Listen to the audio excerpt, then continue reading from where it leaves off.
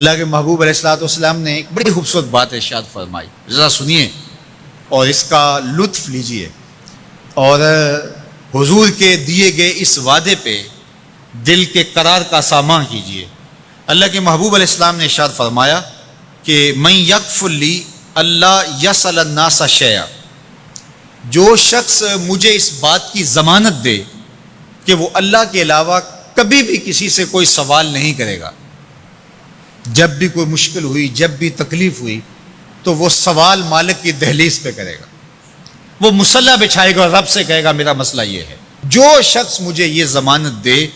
کہ وہ اللہ کی دہلیز پہ اپنے سوال رکھے گا، اللہ کے علاوہ کسی سے نہیں کہے گا، اللہ کے محبوب فرماتے ہیں اتکفل لہ بالجنہ، میں اس کو جنت کی ضمانت دیتا ہوں۔ اور یہ روایت حضرت ثوبان رضی اللہ تعالی عنہ سے مروی ہے۔ حضرت ثوبان نے جب حضور سے یہ فرمان سنا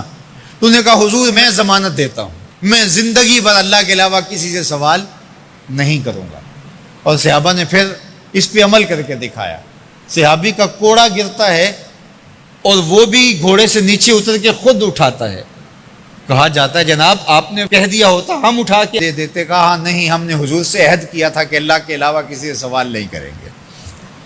تو انہوں نے اتنا لحاظ رکھا اور اپنے وعدے کی پاسداری اس انداز سے بھی کی۔ تو یہ ہے وہ دولت جو کسی بندے کو اللہ صالح اعمال کے نتیجے میں عطا کرتا ہے۔ حضرت حسن بصری رضی اللہ تعالیٰ عنہ فرماتے ہیں کہ یہ کسی شخص کا ضعیف یقین ہے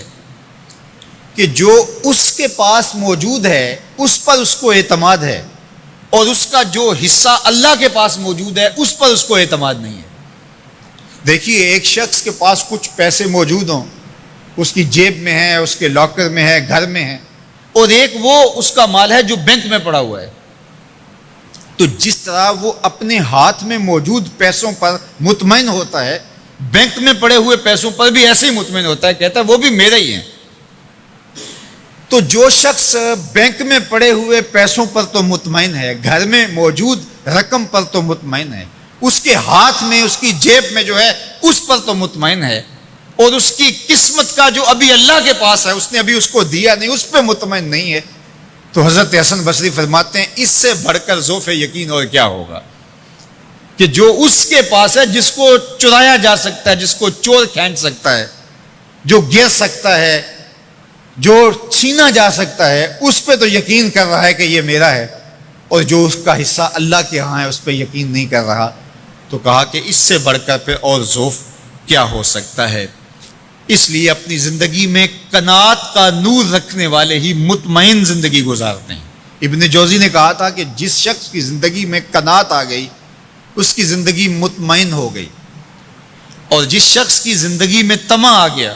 اس کی زندگی گھٹن کا شکار ہوگی، اذیت کا شکار ہو گئی۔ حضرت سہل بن سعد الساعدی رضی اللہ تعالی عنہ سے یہ روایت مروی ہے کہ ایک شخص حضور کی خدمت میں آیا اور اس نے حضور سے ایک عجیب سوال کیا۔ اس نے کہا حضور مجھے کوئی ایسا عمل ارشاد فرما دیجئے کہ اگر میں وہ کروں تو مجھ سے اللہ بھی پیار کرے اور اللہ کی مخلوق بھی مجھ سے پیار کرے، ایک عمل ایسا بتا دیجئے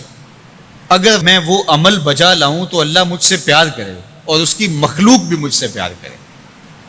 اللہ کے محبوب نے اس کو جو جواب دیا اس کا مفہوم سن لیجئے۔ آقا کریم نے فرمایا جو دنیا میں موجود ہے، میسر ہے،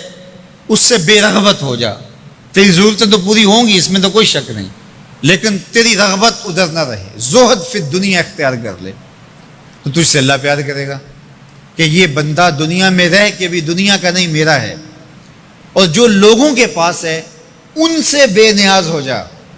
تو